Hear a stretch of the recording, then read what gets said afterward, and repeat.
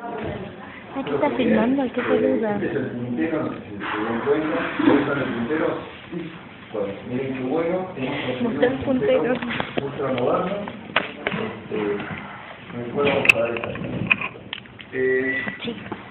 Bien, por lo que me dijo Verónica, ya tienen una idea de lo básico de la inmunología, de lo que es seguramente las células de la inmunología, de lo que corresponde a la inmunidad innata, y hoy lo que vamos a ver es lo que llamamos tráfico leucocitario. Lo que tenemos que tener en cuenta, primero, antes que nada, en cualquier momento me pueden interrumpir, no hace falta que yo termine de clase. Me interrumpen, me hacen una pregunta o lo que sea.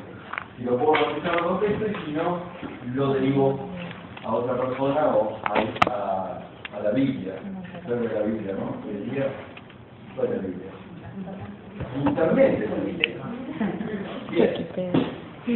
¿Qué vamos a ver? Vamos a ver qué sucede en estas primeras horas luego de un proceso inflamatorio generado por lo que nosotros llamamos una anoxia. Y la anoxia, como ustedes seguramente habrá contado Verónica, saben que puede ser cualquier cosa. Con respecto a cualquier cosa, me estoy refiriendo a un microorganismo, pero no necesariamente tiene que ser el daño, tiene que ser causado por un microorganismo. El daño puede ser causado por daño en sí. ¿Y qué es un daño? Un daño es, por ejemplo, una proteína que está mal foldeada, una activación, por ejemplo, del complemento. El daño puede ser un daño total y absolutamente aséptico. ¿Qué quiere decir? Hola. Bien, ¿vos también? Son dos. De paso los conozco, lo sé. Entonces, ¿qué es un daño? Un daño puede ser un daño estéril. No necesariamente significa que hay algo, que hay un bicho. O sea, puedo tener un daño y no necesariamente es causado por un bicho. Como les dije, nosotros nos vamos a focalizar en estas primeras horas. O sea, cómo son reclutadas las células a un foco, en este caso vamos a llamarlo un foco de daño, un foco inflamatorio. Y ese reclutamiento que va a ocurrir en estas primeras horas, yo ya les voy anticipando que corresponde, en primer lugar, a una de las células que está en mayor proporción en la sangre, que son los neutrófilos, o los leucocitos polimorfonucleares, de los cuales ustedes seguramente ya saben que corresponden a neutrófilos, eosinófilos y basófilos. Bien.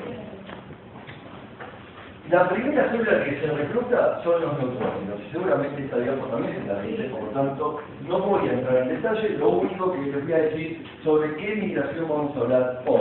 Hoy vamos a hablar sobre la migración de estas células que son los monocitos, que una vez que migran se convierten en macrófagos. Vamos a hablar de la migración de un precursor de células dendríticas que cuando migre se divide el tejido se convierte en una célula dendrítica madura. Y vamos a hablar de la migración de los leucocitos polimorfonucleares, neutrófilos, eosinófilos y basófilos. No vamos a hablar ni de los linfocitos T, ni de la P, ni de los linfocitos de memoria, ni tampoco vamos a hablar de un tipo particular, los linfocitos B, que hoy en día son linfocitos de la respuesta inmune innata, pero tampoco lo vamos a hablar hoy. O sea, vamos a hablar de eso, neutrófilos, eosinófilos, basófilos y monocitos. En principio, la fórmula leucocitaria también se analizó. Bien. Esto es médico. Esto es médico. Como tal, en los leucocitos, el valor normal de leucocitos es de alrededor de 4.000 a 10.000 leucocitos por milímetro cúbico. De esos leucocitos que ustedes tienen, que son de 4.000 a 10.000, o sea, fíjense que tienen un rango muy grande, de 3.000 a 5.000 corresponden a lo que llamamos los neutrófilos segmentados. Los neutrófilos segmentados son neutrófilos maduros. Puede haber un porcentaje muy pequeño de neutrófilos que son neutrófilos encallados, que son más inmaduros. Luego le siguen los linfocitos que van de 1.500 a 4.000, luego los monocitos que van de 100 a 500, los eosinófilos de 20 a 350 y los basófilos que yo voy a decir que pueden ir de 0 a 60. No necesariamente tengo que tener algo de basófilos. para ser normal. Y esto en porcentaje con respecto a ese rango de valor normal que iba de 4.000 a 10.000, puede ser de neutrófilos segmentados alrededor de un 65%, un 60%, neutrófilos encallados de un 4%, linfocitos de un 30%, monocitos de un 5%, eosinófilos de 0.5% a 4% y basófilos 0.5%. O sea, ese es el porcentaje de cada una de estas poblaciones en el total de estos leucocitos. A esto llamamos fórmula leucocitaria relativa, porque esa es relativa al 100% que corresponde a los leucocitos, y esta es la fórmula leucocitaria absoluta. Esto que yo les estoy dando corresponde a una persona, a un sujeto adulto, ya que si ustedes analizan qué sucede en un niño, van a ver que el niño tiene invertida la fórmula leucocitaria. ¿Qué quiere decir que tiene invertida la fórmula leucocitaria? Que en lugar de tener más neutrófilos que linfocitos, tiene más linfocitos que neutrófilos. Y, por casualidad, resulta ser que el niño es una rata y un ratón, porque las ratas y los ratones tienen la fórmula leucocitaria invertida. No te rías, es en serio. Sí, totalmente. Bien. Ahora bien. O sea, que hay situaciones fisiológicas en donde este porcentaje puede estar modificado. Y esas situaciones, como dijimos, pueden ser dependiendo de la edad, pero por ejemplo, dentro de las situaciones fisiológicas que me pueden causar un aumento de la cantidad de leucocitos en sangre periférica, o sea, lo que llamamos una leucocitosis, nos encontramos con el embarazo. O en la infancia, obviamente puede haber una leucocitosis, o luego de un esfuerzo, o por el calor, o la leucocitosis puede ser reactiva, después de un dolor intenso, después de un estrés agudo, después de una hemorragia, o por la quemadura, o por traumatismo, o por necrosis, o puede ser de causas tóxicas, como algunos fármacos que lo producen, o puede ser de causas infecciosas, o puede ser secundaria a una neoplasia. Es decir, el aumento de leucocitos se puede dar de distintas maneras. Y una de los fármacos, de las drogas que generan leucocitosis, en particular una neutrofilia, que es el aumento de neutrófilos en sangre periférica, y es una neutrofilia relativa, son los corticoides, que es la hormona del estrés. La hormona del estrés lo que hace es me inhibe el reclutamiento, la migración de neutrófilos. Entonces, yo tengo una neutrofilia relativa, que significa que tengo más neutrófilos en sangre periférica. Pero no es porque tengo una mayor producción, sino que es porque lo que normalmente dentro de los neutrófilos tengo lo que llaman un pool circulante y un pool adosado a lo que sería la pared vascular, esos neutrófilos van a pasar a lo que es el pool circulante. Se movilizan más y son incapaces de quedar adheridos o de pasar a los tejidos.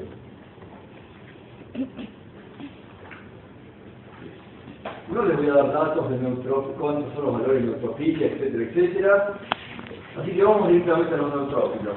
Estos neutrófilos que normalmente van a migrar a un foco infeccioso, un foco inflamatorio, tienen que pasar por una serie de pasos que se llaman cascada de adhesión y migración leucocitaria. Esos pasos, esa cascada de adhesión y migración leucocitaria, está dado en primer lugar por un proceso llamado proceso de rodamiento o rolling, un proceso de adhesión, otro proceso de adhesión estable y otro proceso de diapédesis o migración. Rodamiento, adhesión transitoria, adhesión estable y diapédesis o migración. Y una vez que llega al foco inflamatorio, estos neutrófilos comienzan a funcionar para sacarse encima ese daño. O sea que si el daño por un patógeno genera un proceso de por ejemplo, de destrucción del patógeno a partir de mecanismos microbicidas, oxígeno dependiente y oxígeno independiente. El oxígeno independiente es mediado por enzimas y el oxígeno dependiente es el mediado por lo que nosotros llamamos intermediarios reactivos del oxígeno. Además, también los neutrófilos forman lo que llaman unas NET. Las NET serían como una especie de redes constituidos por ADN que tratan de alguna manera de generar una malla en donde atrapan a los patógenos.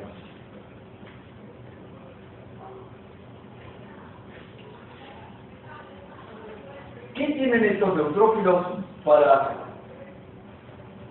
de alguna manera, facilitar su migración? Obviamente tienen moléculas. Esas moléculas, algunas de esas moléculas se encuentran en los gránulos. Los neutrófilos tienen gránulos. ¿Cuáles son los gránulos que tienen los neutrófilos? Los neutrófilos tienen gránulos, por ejemplo, los azurófilos, los gránulos que son vesículas secretorias. En definitiva, hay 4 tipos de gránulos diferentes. Algunos son específicos, otros no tanto. En definitiva, lo que hay en esos gránulos son factores o cosas, factores, que le van a facilitar la migración y la resolución del proceso inflamatorio. Pero también, mucho de eso que tiene dentro de sus vesículas me genera daño. Se dirá, ¿cómo? Si en realidad están yendo a un daño, ¿cómo van a generar un daño? Sí, generan daño. Porque lo que quieren es generar un daño al microorganismo. Lo que pasa es que la acción de los neutrófilos es una acción totalmente inespecífica. Por lo tanto, cuando llegan al lugar, su prioridad es destruir a los patógenos. Pero como el mecanismo que tiene es un mecanismo inespecífico, también a través de la batería de enzimas destructivas, proteasas que tienen estos neutrófilos, también van a destruir microprotegidos. Y eso es muy malo cuando el proceso ocurre en un tejido o en un órgano que llamamos un órgano lábil. ¿Cuál es un órgano lábil? ¿Cuál es un órgano lábil? Rosa, rosa, tan maravillosa, como cantaba. ¿Ayer se cumplió? Sí. ¿Ayer se cumplió? ¿Cuándo se cumplió? ¿Cuándo? Cumplía 68 años, se murió. ¿Por qué? ¿Saben por qué se murió? ¿Tienen idea por qué se murió? Estaba mal de los pulmones. O sea, los pulmones pueden ser un tejido lábil, sí. Los pulmones están formados por alvéolos, son tabiques alveolares. Están formados por esos tabiques alveolares, están formados por fibras de elastina. Sufren la acción de los neutrófilos que están siendo reclutados en esos procesos inflamatorios a nivel del pulmón, por ejemplo, por el pucho, formando, por ejemplo, cuadros de bronquitis crónica y destruyendo la pared alveolar. Por lo tanto, la pared alveolar, los alvéolos son los donde está el aire, van aumentando de tamaño y hay una retención de aire. Y ese aire no lo pueden intercambiar con el aire del medio externo, por lo tanto, van teniendo lo que se llama una insuficiencia respiratoria. En definitiva, se muere. Así que, vamos adelante. ¿Qué tienen que atravesar las células? Las células lo que tienen que atravesar son, que están en la sangre, lo que tienen que atravesar son células endoteliales. Y también tienen que atravesar matriz extracelular para poder llegar al lugar donde se encuentra el patógeno.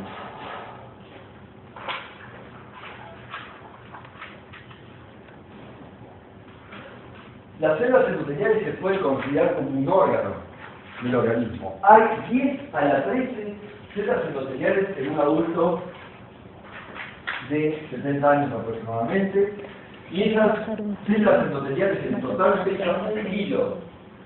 O sea, si ustedes quieren, por ejemplo, van a la balanza, se pesan 1 kilo de eso que pesan ustedes, es la célula endotelial. Ah, bueno, los solitos pesamos 1 kilo menos. Exactamente, 1 kilo menos. Así que pueden ponerse contentos los que quieren bajar de peso. La vida media de las células endoteliales son 30 años. 30 años. No pesó nada. Y esta célula endotelial está sobre una matriz que puede estar constituida por elastina, colágeno, proteoglicano, fibronectina, laminina, etc. Y ese endotelio vascular, ese endotelio de células endoteliales, ustedes dirán, ¿es igual a lo largo del territorio vascular de todo mi organismo? No, no es igual. Cada territorio en particular tiene una característica que le da a esa célula endotelial. Ahora, ustedes dirán, bueno, pero ¿qué característica? La característica que le permita, por ejemplo, expresar una molécula de tal manera de poder reclutar determinada población de, y ahora me meto en adaptativa, de linfocitos, por ejemplo, de memoria. O sea, hay moléculas que son específicas de determinado territorio vascular. Y hay otras moléculas que son comunes al resto de los territorios vasculares. No es lo mismo la célula endotelial, por ejemplo, del pulmón, que la célula endotelial de hígado. No es lo mismo. Aunque, como vamos a ver en esta clase, por una cuestión de simplicidad, porque ya me lo van a pedir cuando estemos por terminar la clase, les voy a dar las cosas generales y no las cosas puntuales o particulares de cada territorio vascular. Entonces, ¿cómo funciona esta célula endoteliales? Es una barrera. Es una barrera que además controla el tono vascular. ¿Qué quiere decir que controla el tono vascular? Bueno, que llegado el caso de tener que necesitar mayor cantidad de sangre, produce una vasodilatación. En el caso de querer una menor cantidad de sangre en un territorio vascular, genera una vasoconstricción.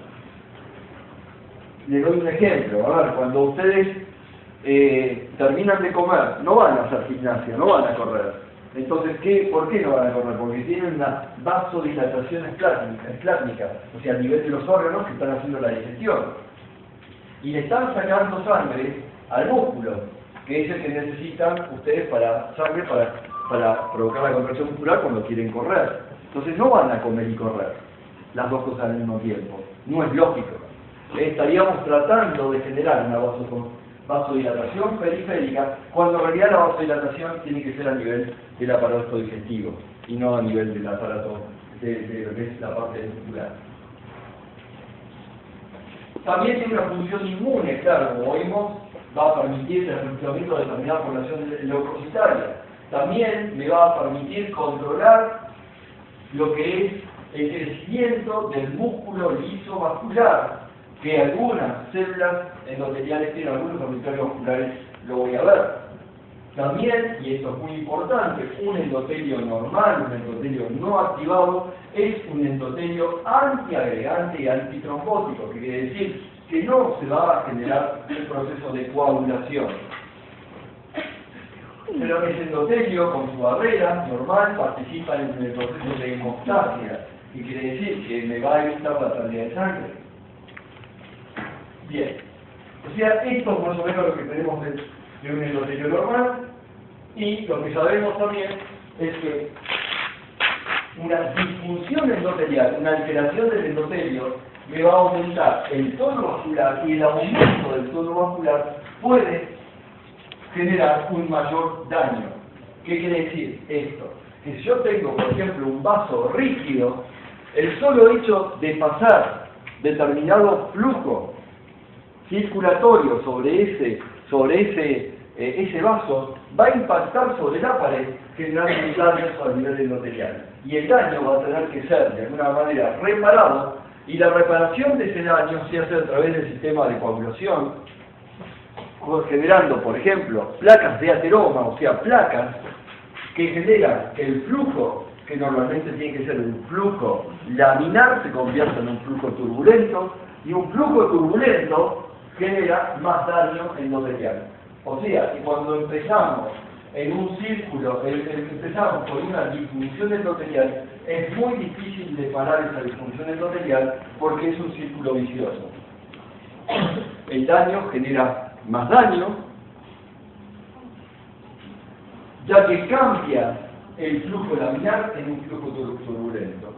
Y este endotelio obviamente va a estar activándose, reclutando células y generando a nivel de los territorios vasculares, donde hay músculo lisovascular, generando una proliferación del músculo lisovascular. Con lo cual, si prolifera el músculo lisovascular, la luz del vaso cada vez va a ser más pequeña y por lo tanto voy a tener un territorio que va a estar cada vez menos irrigado, o sea, más isquémico y por lo tanto más daño. Un endotelio normal, por lo tanto, es no trombogénico.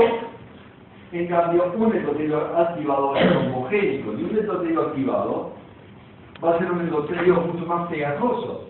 Es un endotelio que va a comenzar a producir citoquinas, la interleuquina 1, el TNF alfa, moléculas de adhesión, todo lo cual genera un endotelio apto para generar un proceso, o para iniciar un proceso de coagulación y disminuir la actividad de un sistema, que es el sistema fibrinolítico, que es el que me degrada fisiológicamente los coágulos que se van formando. O sea, el mismo proceso inflamatorio me lleva a un endotelio, que es un endotelio activado pro-trombogénico. Bien, ¿y qué es lo que tengo que pasar o por dónde va a pasar la célula? Si esta es la luz vascular y este es el tejido, ustedes dirán, bueno, las células van a pasar por acá. Y si pasan por ahí, ¿qué van a pasar? Si pasan por ahí, van a pasar lo que llamamos un espacio intercelular, en donde hay presentes moléculas de adhesión, pero también matriz extracelular. Y estas moléculas de adhesión, muchas de ellas, tienen una cola citoplasmática con moléculas adaptadoras que en algunos casos están unidos al citoesqueleto en el interior de la célula y en muchos otros casos, en muchas otras moléculas, me manda una señal de activación intracelular.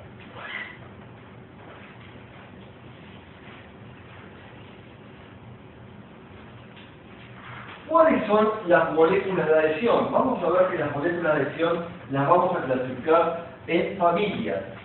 Pero ya les voy adelantando que una de las familias de las moléculas de adhesión, que son las que establecen interacciones muy estables y son las encargadas de generar, digamos, darle forma a los distintos órganos, son las cadeninas. O sea, las uniones estables están mediadas por cadeninas. En cambio, las uniones que también existen, pero ya no son entre célula y célula, sino que son entre célula y matriz extracelular, están mediadas por otra familia de moléculas de adhesión que se llaman integrinas. Lo vamos a ver con más detalle más adelante. La matriz extracelular, ya dijimos, hay distintos componentes de la matriz celular y dependiendo del territorio, la composición de la matriz extracelular también cambia de territorio en territorio. Entonces, la pregunta es cómo puedo generalizar tanto cuando cambia de territorio a territorio.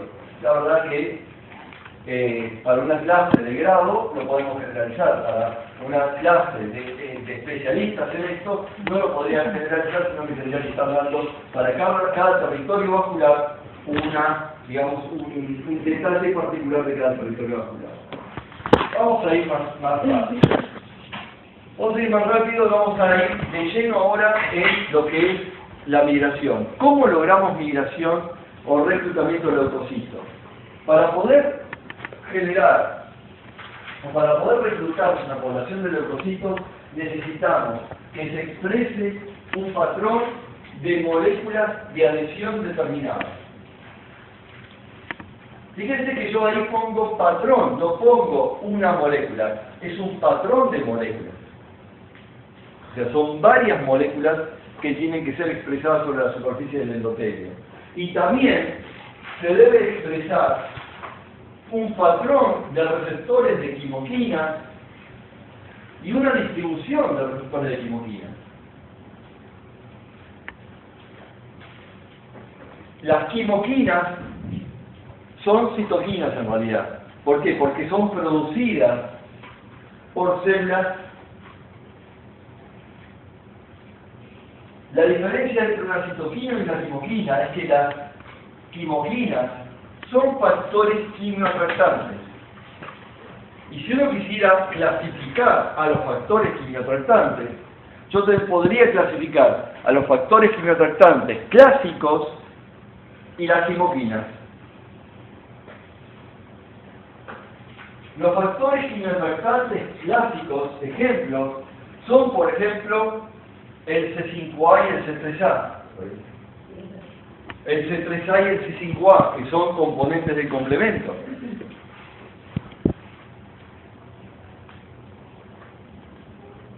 Los clásicos son, por ejemplo, componentes de la pared bacteriana, el FMLP, por ejemplo. Otro clásico son los leucotrienos, el leucotrieno B4. Y a su vez las quimoquinas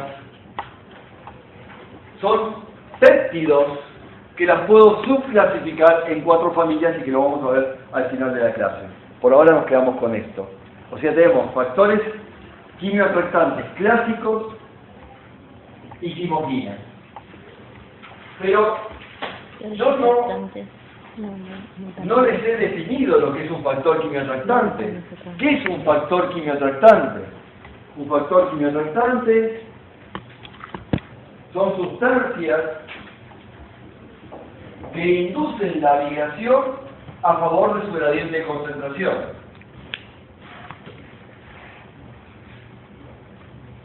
¿Qué quiere decir esto? Que, por ejemplo, si ustedes son factores quimioatractantes y yo soy el leucocito, y obviamente hay más alumnos atrás que adelante, por lo tanto voy a ir a favor del gradiente de concentración. De acá que hay menos, a donde hay más. Y me van a estar atrayendo y me atraen y me atraen. Tengo que diferenciar quimiotaxis, que es lo que acabo de decir, eso es la quimiotaxis, o sea, la migración a favor de un gradiente de concentración, de lo que conocemos como quimoquinesis. La quimoquinesis es el movimiento de la célula, independientemente de dónde hay mayor o menor concentración de algún factor quimioatractante.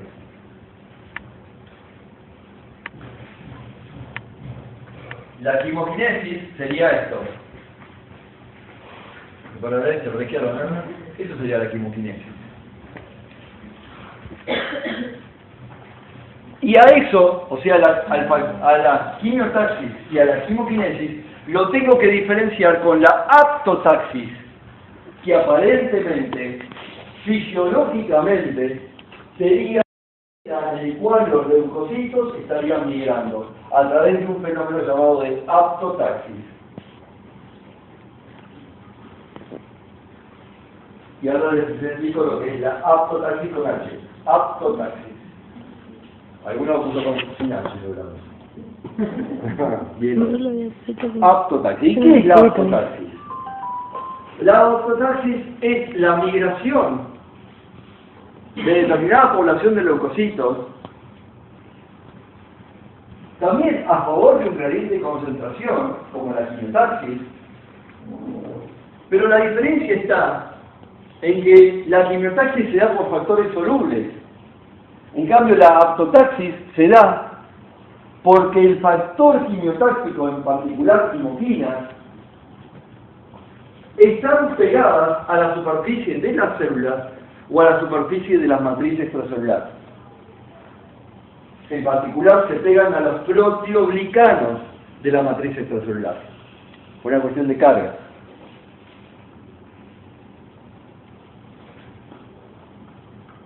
Y eso tiene su lógica. A ver, si este es el vaso con S, no vaso con Z, el vaso con S, y yo soy un leucocito y estoy migrando y de repente hay un foco inflamatorio acá, supongamos que empieza a salir el factor quimioatractante, sale. ¿Y qué va a pasar con este factor quimioatractante que está saliendo del territorio vascular? ¿Lo va a empujar quién? El torrente, el flujo de sangre, por lo tanto se va a ir para allá. Por lo tanto, yo no voy a estar migrando para acá, sino voy a ir para allá. Pero el problema está acá. Entonces, ¿cómo hago para migrar? Por eso se piensa que en realidad el proceso de migración está dado, con mis manitos para acá, está dado por la interacción entre las moléculas que están pegadas en la superficie del endotelio y la matriz extracelular para llevarlo al lugar donde está el quilombo. El poco inflamatorio y el daño de los cielos. ¿Entendió? Bien. Ya, diferencias entre quimiotaxis, entre aftotaxis, entre quimoquinesis. ¿Cómo puedo saber si una sustancia es, por ejemplo, un factor es quimiotáctico y no quimoquinético? Pues muy fácil.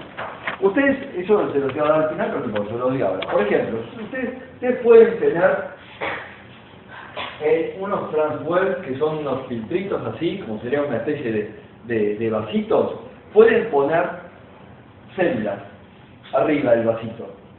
Y abajo, que sería donde va la copa, que está separado por un filtro que me permite el paso de células, le pongo líquido que tenga una concentración determinada de un factor quimioatractante. Por ejemplo, para el neutrófilo, ya se lo voy diciendo, interleuquina 8. ¿Y cuánto pongo? 10 a la menos 7 molar de interleuquina 8. Entonces, ¿qué va a pasar? El neutrófilo normalmente va a migrar. ¿A favor de qué? De su gradiente de concentración. Por lo tanto, el neutrófilo pasa de arriba del filtro hacia abajo. ¿Me siguen? Bien. Ahora, si yo pongo 10 a la menos 7 arriba, de abajo, y 10 a la menos 7 arriba, no hay ningún gradiente. Por lo tanto, el neutrófilo no puede migrar.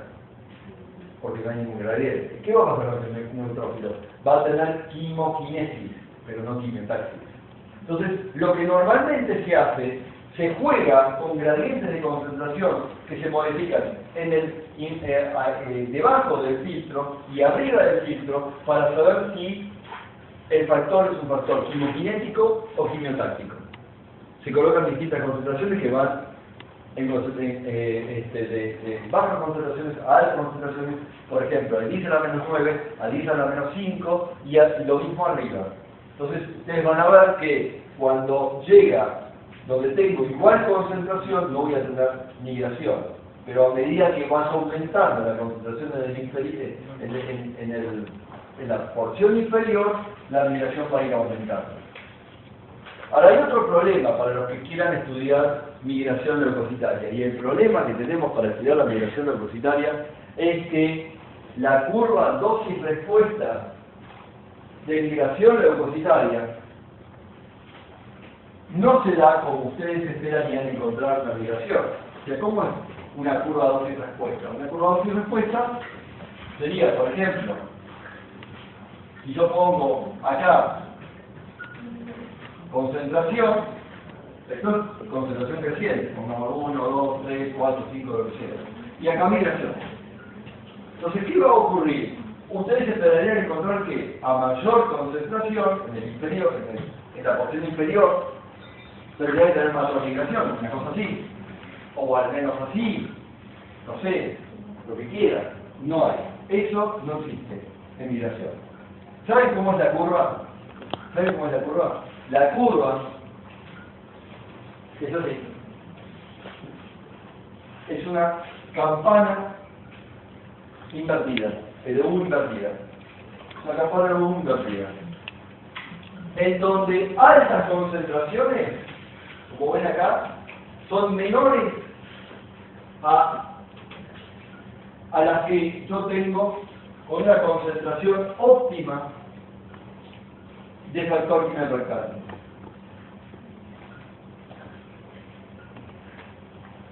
Y ustedes dirán, ¿y por qué esto? Bueno, aparentemente lo que sucede es que cuando tengo muchos receptores activados en esa célula, la célula no sabe para dónde ir. Hay demasiada señal de activación intracelular y la célula no responde a un factor.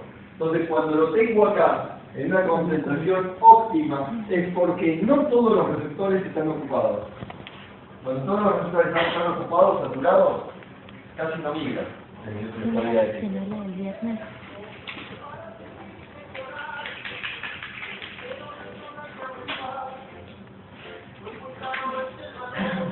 Bueno, dale los videos.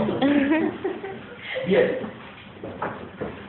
Entonces, volvemos a ¿qué necesito para migrar? Necesito patrón de migración de moléculas, de adhesión y patrón de expresión de los receptores para que migren. ¿Qué células? ¿Cuándo van a migrar las células? Las células pueden migrar en condiciones basales, no necesariamente tienen que migrar durante un proceso inflamatorio. Durante un proceso inflamatorio aumenta el reclutamiento de células, pero normalmente en condiciones basales también puede haber migración de células. ¿Y quién puede migrar en condiciones basales? El precursor del mastocito para convertirse en mastocito, un monocito para convertirse en macrófago, un precursor de células dendríticas para convertirse en una célula dendrítica inmadura. Eso es una migración basal. Una célula dendrítica amiloide que está en el tejido inmadura, en condiciones basales, está migrando al ganglio linfático, llevando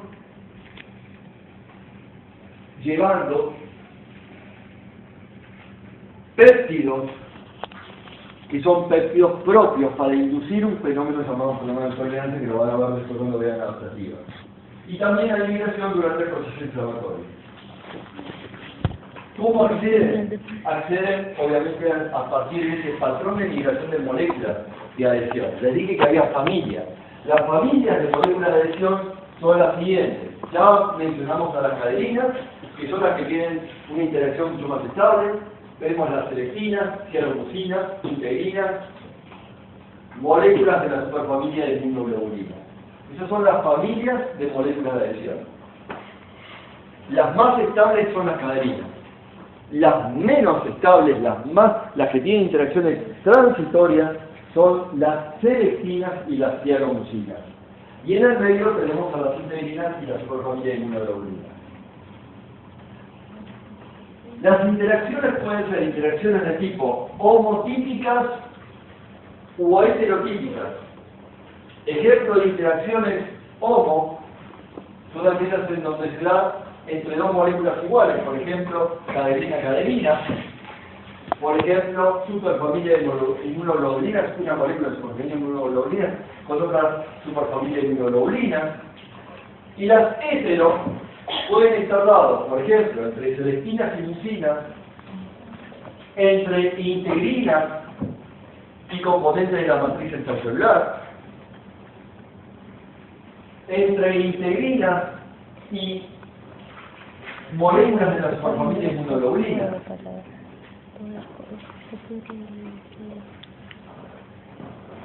En el sistema inmune y lo que es para la migración de leucocitos, las caderinas no existen, casi no existen, hay una excepción.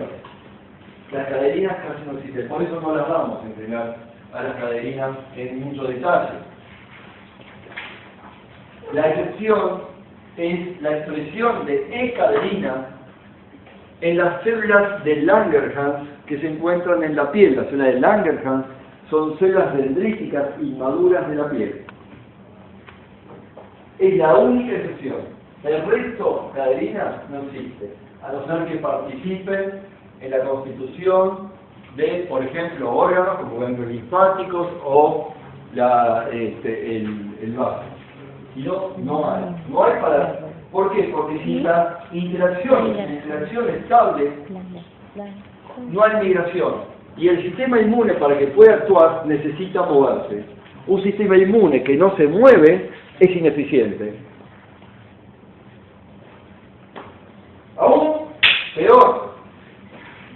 peor que eso. ¿Saben qué?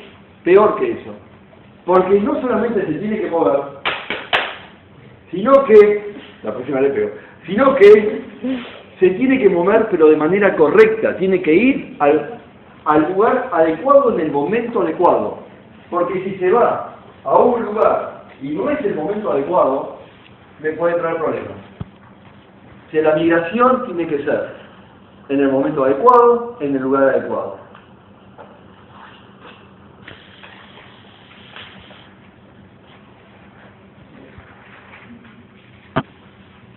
Y ahora empezamos con la parte densa de la clase. La parte densa de la clase significa que yo necesariamente les voy a tener que tirar nombres de moléculas de adhesión, de familias de moléculas de adhesión. Dentro de las selectivas identificamos 3 selectivinas. La L-selectina, la P-selectina, la E-selectina. La E-selectina, le pusieron E-selectina porque son brillantes, los investigadores, los científicos. Porque ¿saben dónde lo descubrieron? ¿Dónde? En el endotelio. Muy bien, tenemos acá otra persona que es brillante. En el endotelio. La L-selectina, ¿dónde se creen que lo descubrieron? ¿En dónde? ¿Eh? No. Bien, pues estuviste bien, por él, muy bien, ¿sabes? Bien. No, tampoco, ¿sabes? Leucocitos, por leucocitos. Y la B-selectina, adivinen. Sí, vamos, adivinen. ¿Qué hay en la sangre además? B, células. Plaquetas, muy bien, plaquetas. Pero también la P-selectina se expresa a nivel del endotelio vascular, dentro de los ganglios del endotelio vascular. Entonces tenemos 3, L-selectina, P-selectina y E-selectina. Y como ustedes verán, además, ahí entre paréntesis, hay otros nombres. ¿Le dije lo que se ve? Hay otros nombres. A ver, todo esto comienza, la historia de moléculas de adhesión comienza aún antes que existieran los anticuerpos monoclonales. Pero nadie le daba mucha bolilla. Hasta que aparecen los anticuerpos monoclonales, y de hecho uno de los padres de las moléculas de adhesión era un íntimo amigo de César Milstein. Es más, lo consideraba como su padre, etcétera, porque habían trabajado juntos.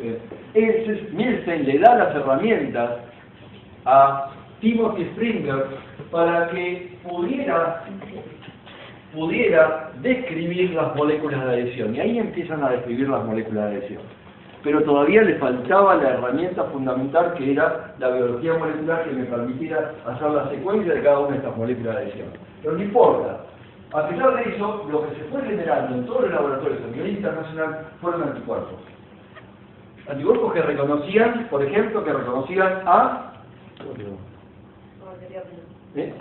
Ariadna. Y otro anticuerpo que reconocía Rocío. a Rocío. Y otro anticuerpo que conocía a Soledad, etc.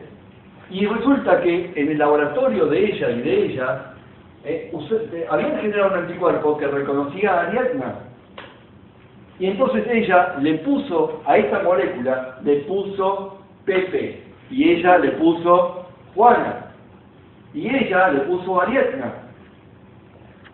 Todos reconocían a la misma molécula, y todos le pusieron un nombre diferente. Era tal el quilombo, de hecho ustedes van a PubMed y buscan en los años 80 además, van a ver que muchas de estas moléculas no tienen los nombres que reciben actualmente.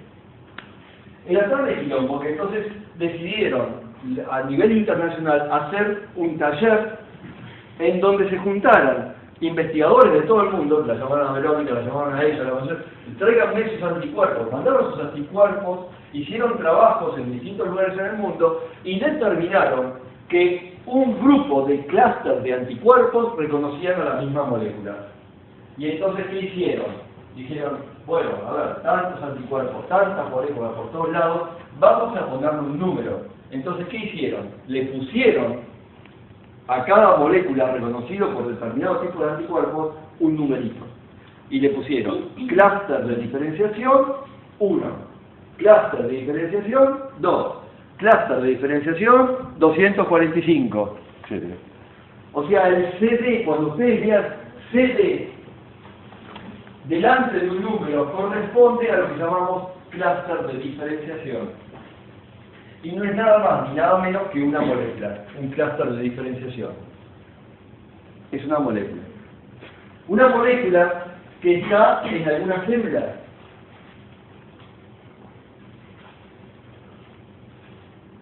Y entonces, a la N-selectina la podemos llamar, que sería lo más correcto, sin embargo todavía se sigue publicando como N-selectina en algunos casos, lo más correcto es llamarlo CD62L, hundido. Y el CD62P es la P-selectina. Y el CD62E es la E-selectina.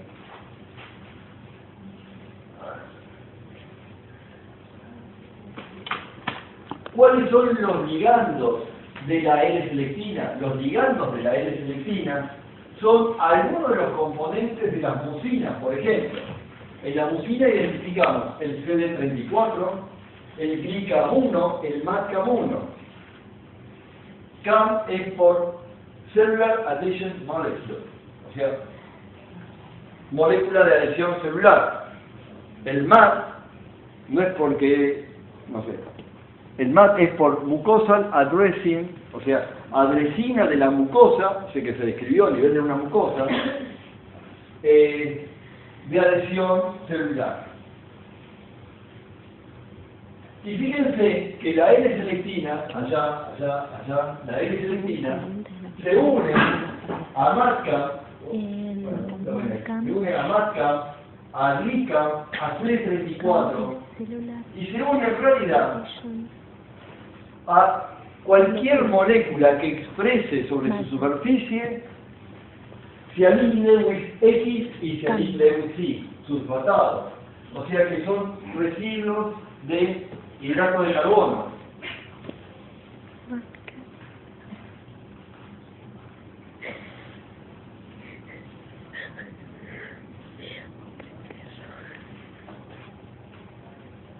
Bien, como ven acá, CD34, el ligando es L-selectina, GLICAM es L-selectina, MADCAM es L-selectina, pero MADCAM también es otra molécula que es llamada BLA4. BLA4. La BLA4 es porque es una integrina, Very Late Antigen for, es una integrina que tiene otro nombre, que se lo voy a dar después, que es el CD49, no importa, después se lo doy, porque tiene distintos CD49A, B, C, D, E, etc. La BL4 es el D. No importa, porque se van a marear. Dentro de las integrinas tenemos muchas integrinas. Integrinas están formadas por heterodímeros, alfa, beta. Después lo vamos a ver con más detalle. Pero fíjense que las integrinas tienen moléculas de la superfamilia de inmunoglobulinas, o también, fíjense, que tienen un componente del complemento inactivado, que es el G3B inactivado. Para, en este caso, para el CD11, el CD11A, el CD11C, CD18. No importa, por ahora no importa. Después sí, ahora no. Y para la superfamilia de inmunoglobulinas también tenemos una serie de moléculas, como por ejemplo el ICAM1, ICAM2, ICAM3, y a esto pongámosle otro nombre, por ejemplo CD54, porque en los libros lo van a ver como CD54, o como ICAM1, o sea, es un lío. Porque esto es un panorama muy acotado de todo esto. Hoy en día llegamos a los 300, ¿cuánto? 300 y algo, de CDs, imagínense. Y eso es lo que tienen que saber para el examen. No me lo asuste. Bueno, lo tienen. Bien, vamos a la definición de la selectina. Dijimos que las selectinas permiten el rodamiento de los leucocitos. Y estas selectinas, como ustedes ven acá, tienen más o menos todos la misma estructura. Tienen un dominio de tipo lectina C, todos ellos, sobre un dominio de tipo de factores de crecimiento epitelial, que dice que tienen acá, y tiene dominios reguladores de complemento. Dominios reguladores de complemento. De alguna manera, me aseguro con esto, de inhibir la activación del complemento, porque seguramente ustedes saben que el complemento se puede activar de manera espontánea. Y que estas células que tienen estas selectinas, de alguna manera están regulando la activación espontánea del complemento. Y evitando de esta manera la destrucción de las células, de los leucocitos, las células endoteliales y de las plaquetas. Además, esta selectina tiene una proteína de anclaje que está unido a los filamentos activos. Yo tengo que modificar mi citoesqueleto para permitir que una célula que estaba moviéndose libremente, ahora no se mueva tan libremente. Ahora comienza un proceso de rodamiento a lo largo del endotelio. Ese proceso de rodamiento tiene que haber generado a nivel intracelular un cambio a nivel del citoesqueleto.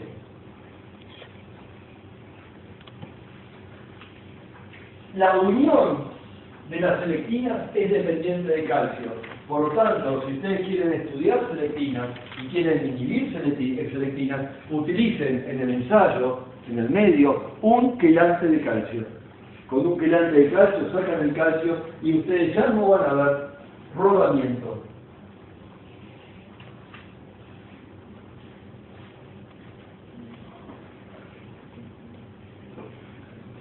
Ahora bien, la L-selectina no solamente tiene que estar en la membrana, sino que tiene que estar en lugares específicos de la membrana, en lo que llamamos microvillosidades. Si yo no tengo la selectina en estas estructuras, olvídense, la célula no puede rodar. O sea, no solamente lo tengo que tener, sino que tiene que estar en estas estructuras. Por ejemplo, muchas veces ustedes, por citometría del flujo, que es una técnica que les permite detectar moléculas sobre una célula, van a ver que la célula tiene L-selectina. Entonces, ¿qué dicen? Esta célula es capaz de rodar. Venga, si la L-selectina no está en los microvilli, no va a tener capacidad de rodar. Otra cosa importante, toda célula activada pierde la expresión de la L-selectina. O sea, que cuando yo tengo expresión de L-selectina, se trata de una célula resting, en estado de reposo.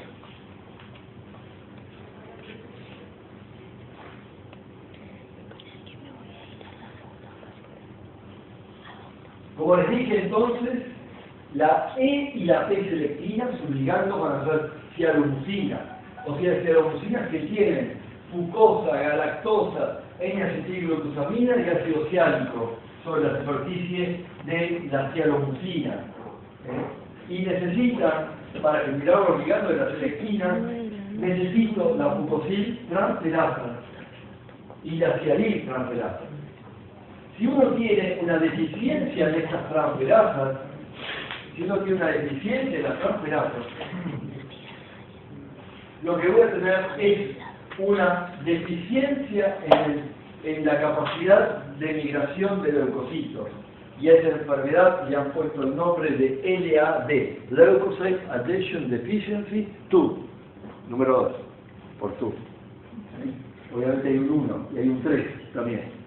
Entonces, en este caso, personas que tienen una deficiencia de la transferasa no son capaces de migrar frente a infecciones recurrentes en la piel y en la mucosa.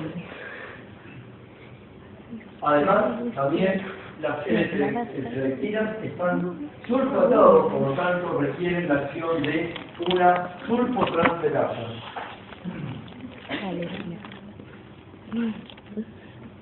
¿Dónde se expresa la L-selectina? A nivel de los leucocitos, como dijimos antes. A nivel de los leucocitos. ¿En qué leucocitos? Neutrófilos. Y en todo, y acá me meto en la adaptativa, y en todo el linfocito virgen o naive. Y se van a unir se van a unir a mucinas presentes en las células endoteliales de los ganglios linfáticos. En las mucinas que están sobre las células endoteliales de los ganglios linfáticos. Pero no para neutrófilos. O sea que los neutrófilos que tienen N-selectina no son capaces de unir unirse a las mucinas que están sobre las células endoteliales de los ganglios linfáticos. Con lo cual, a mí me está diciendo algo. A ver, si yo digo, un linfocito naive migra al ganglio linfático porque tiene L-selectina que interactúa con la mucina de la célula endotelial del ganglio linfático, y por otro lado yo digo, el neutrófilo tiene L-selectina que puede interactuar con mucina, por lo tanto debería poder ingresar al ganglio linfático, y no lo hace, ¿qué me dice? ¿Qué me dice? ¿Qué me está diciendo? Que Dios se equivocó. No, ¿qué me dice? Eso es lo que te estoy diciendo yo. No están entrando, no puede interactuar. Entonces, ¿qué conclusión sacan ustedes de eso? ¿Cómo? Que hay algo más. Hay algo más que me hace que migre una célula a algún lugar. Que no es solamente la expresión de la molécula. Porque si no, si solamente fuera L-selectina mucina, el neutrófilo también se está migrando y no lo hace. Entonces tiene que haber algo más. Algo más. Y de hecho hay algo más. Eso lo vamos a ver. La P-selectina está en las plaquetas, en los gránulos de las plaquetas, pero también está en los gránulos de Weibel-Pallas que se encuentran a nivel de las células endoteliales. La P-selectina está preformada. Preformada. Y la activación del endotelio hace que la P-selectina rápidamente, en cuestión de minutos, se presente en la superficie endotelial.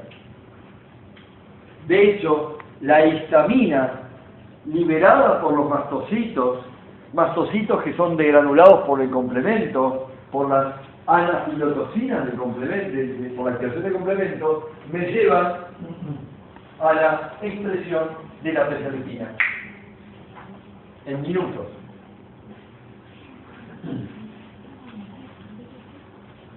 Y la P-selectina tiene su ligando, es el ligando glicosilado de la P-selectina. Ligando glicosilado de la P-selectina. Por último, la L-selectina se expresa de manera más tardía a nivel del endotelio que la P-selectina. Comienza a expresarse alrededor de las 2 horas, una vez activado el endotelio, y su expresión se prolonga hasta 4 o 5 horas posterior al inicio del proceso inflamatorio. La L-selectina se induce por acción de citoquinas como por ejemplo interleuquina 1, TNF-alfa.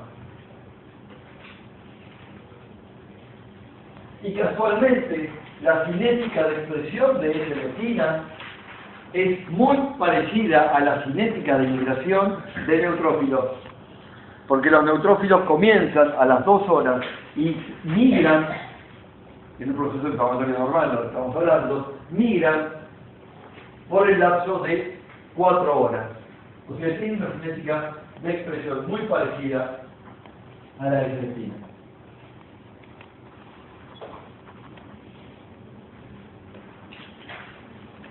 ¿Cuál es el ligando de la S-selectina? El ligando de la S-selectina es un ligando glicosilado de la S-selectina y es el ligando glicosilado de la P-selectina.